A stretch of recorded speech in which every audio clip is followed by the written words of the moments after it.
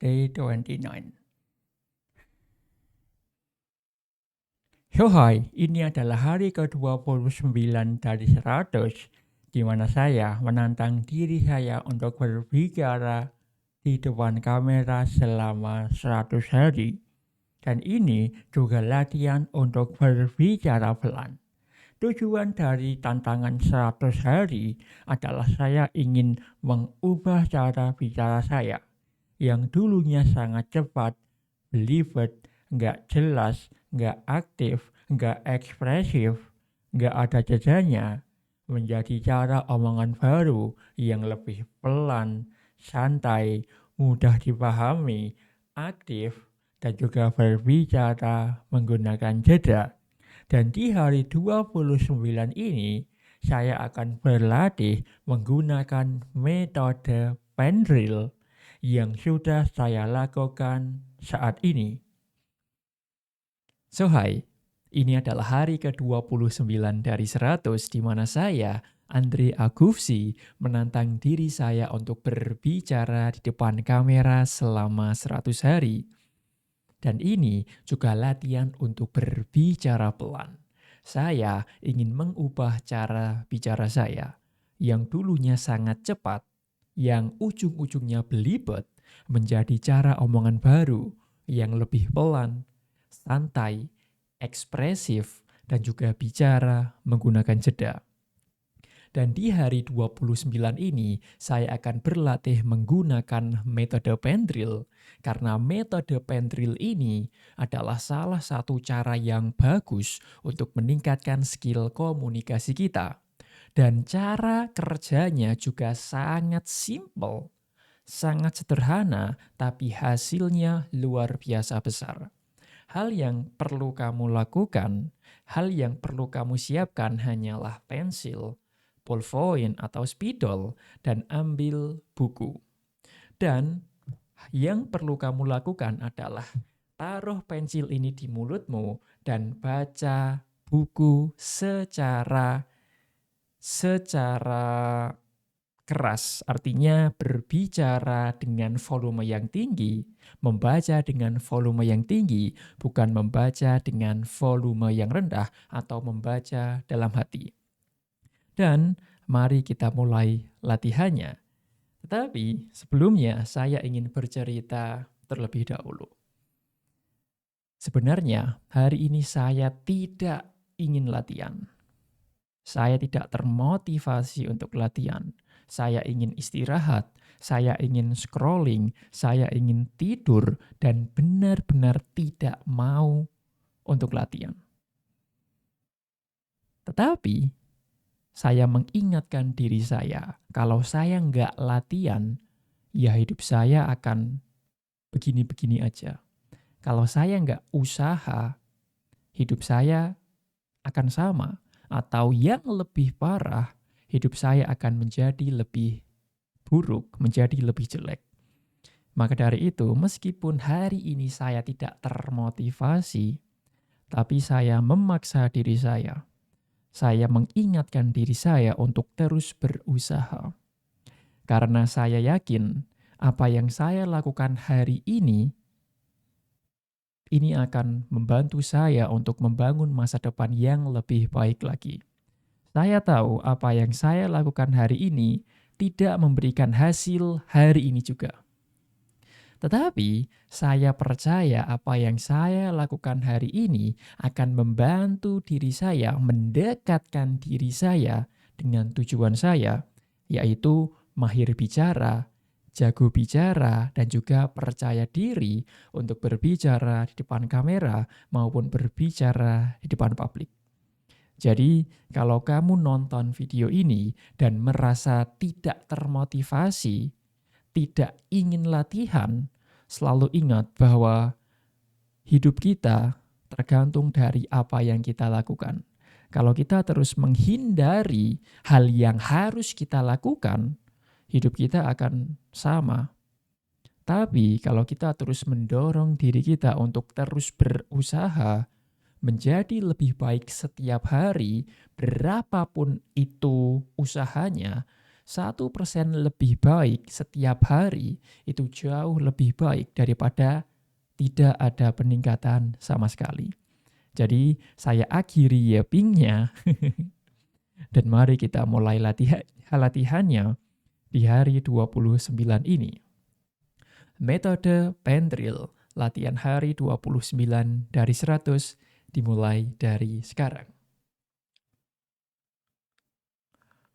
Dan buku yang saya baca kali ini judulnya adalah Content Creator Black Book yang ditulis oleh Ko Denny Santoso. 5 tipe konten sosial media. Sebagai content creator, tujuan Anda adalah membuat konten dan akhirnya bisa menjadi seorang influencer atau seseorang yang memberikan dampak, di mana kamu bisa mempengaruhi orang sehingga mereka mengikuti apapun yang Anda katakan.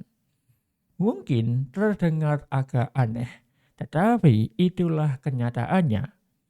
Dari sini, kamu perlu memahami 5 tipe konten di sosial media yang bisa membuat bisnis Anda meningkat. Konten adalah sumber dari setiap strategi sosial media. Sebuah brand, baik itu personal branding atau brand bisnis, orang akan mengenalnya melalui konten. Konten sangat penting untuk sebuah brand berkomunikasi dengan para customer-nya. Dan di sini ada 5 tipe konten di sosial media yang sering digunakan. 5 tipe konten sosial media.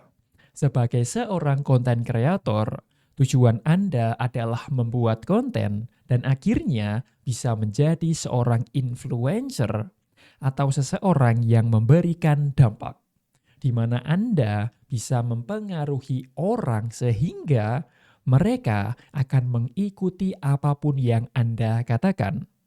Mungkin terdengar sedikit agak aneh, tetapi itulah kenyataannya. Dan dari sini Anda perlu memahami 5 tipe konten di sosial media yang bisa membuat bisnis Anda meningkat. Konten adalah sumber dari setiap strategi sosial media. Sebuah brand, baik itu personal branding atau brand bisnis, orang akan mengenalnya melalui konten. Dan konten sangat penting untuk sebuah brand berkomunikasi dengan para customer-nya. Dan di sini ada 5 tipe konten di sosial media yang sering digunakan. Yang pertama adalah video, seperti ini. Video adalah tipe konten sosial media yang paling disukai oleh audiens. Banyak brand mendapatkan hasil seperti penjualan yang meningkat, traffic yang meningkat, dan prospek paham tentang produknya. Itu semua adalah karena konten video. Anda bisa melihat sendiri kesuksesan TikTok dan Instagram Reels semuanya adalah video. Membuat konten video tidak perlu sempurna di bawah lampu studio. TikTok dan Instagram membuktikan bahwa video sederhana juga bisa berhasil dengan baik. Anda bisa menggunakan Facebook, Instagram, YouTube, dan TikTok untuk menjadi platform utama tipe video konten ini. Yang kedua adalah gambar atau image. Gambar adalah jenis konten nomor 2 yang paling sering digunakan setelah video. Anda tentu ingat ungkapan "a picture is worth 1,000 words". Artinya, daripada bercerita pakai teks, gambar lebih bisa menceritakan banyak hal. Kurang lebih seperti itu. Hari ini, handphone sudah banyak memiliki kamera berkualitas yang sangat bagus. Aplikasi editing foto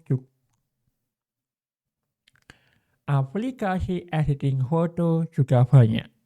Nah, hanya menggunakan handphone saja, Anda sudah bisa bercerita banyak hal. Tipe konten pertama adalah video atau contohnya seperti ini.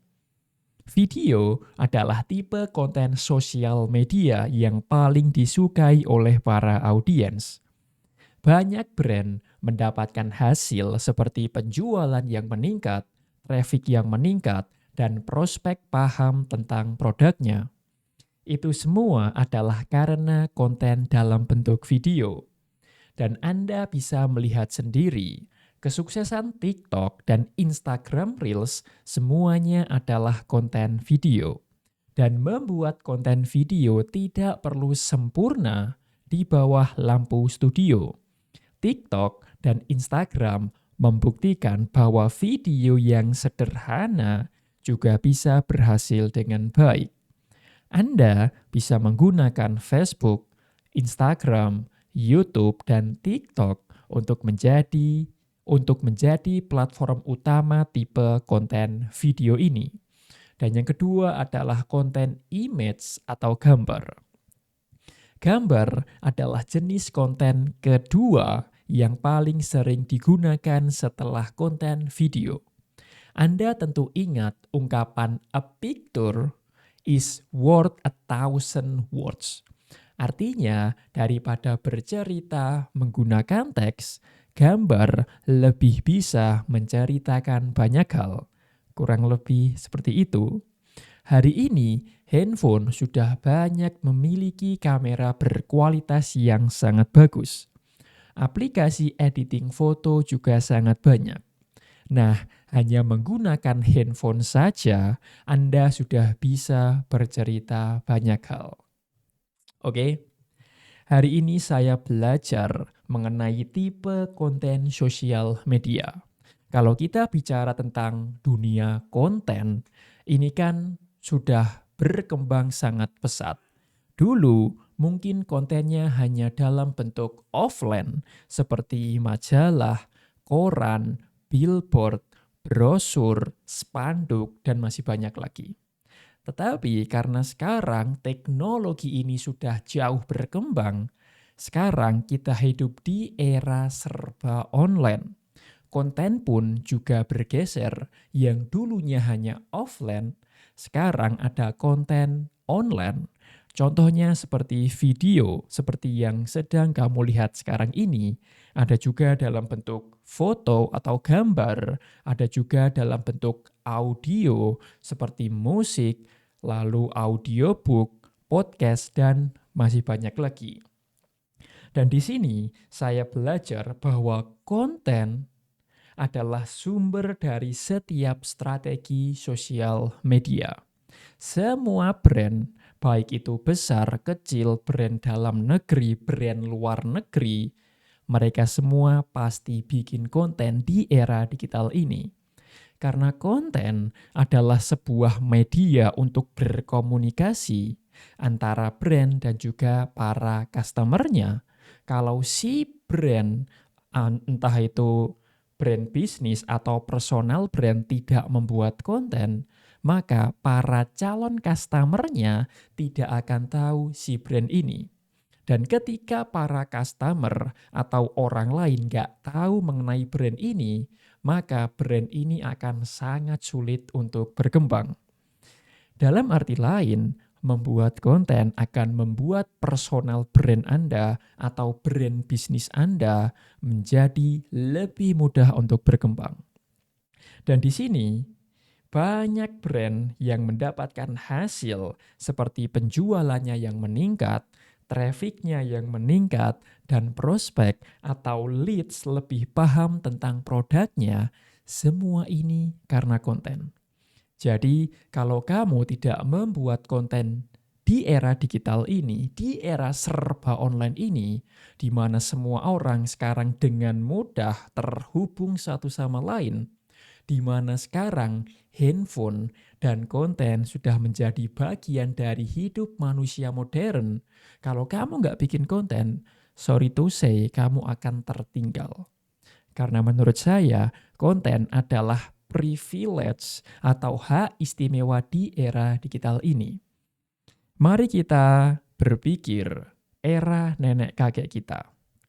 Dulu, untuk bisa terhubung dengan orang lain, kita harus bertemu, entah itu di rumah, di kafe, di jalan, atau dimanapun itu.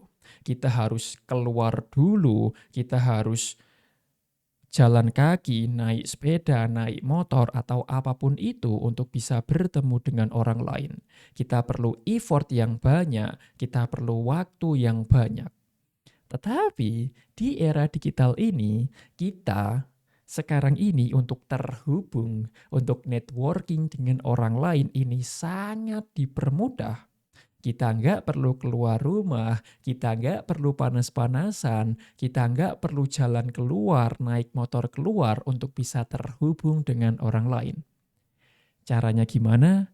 Caranya adalah dengan membuat konten. Percaya atau tidak, konten kamu adalah CV pribadi kamu. Ketika kamu ingin kerjasama atau ketika kamu ingin networking dengan orang lain, mereka akan melihat konten atau profil sosial media kamu. Dalam arti lain, ketika kamu membuat konten, ini akan membantu networking kamu menjadi lebih mudah.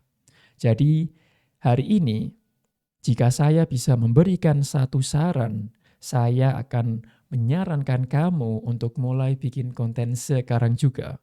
Dan di buku ini juga dijelaskan untuk membuat konten ini nggak perlu sempurna. Yang jauh lebih penting adalah mulai. Jadi mulai bikin konten sekarang juga. Karena semakin cepat kamu mulai, semakin cepat kamu melihat hasilnya. Tetapi semakin lama kamu menunda, semakin sulit untuk memulai. So thank you for watching this video. Saya Andre, saya bisa sukses dan memang akan sukses. I wish you all the best. Sampai jumpa di video lainnya. And by the way, my hair is new. Bagaimana menurut kamu? Tulis di kolom komentar. Thank you.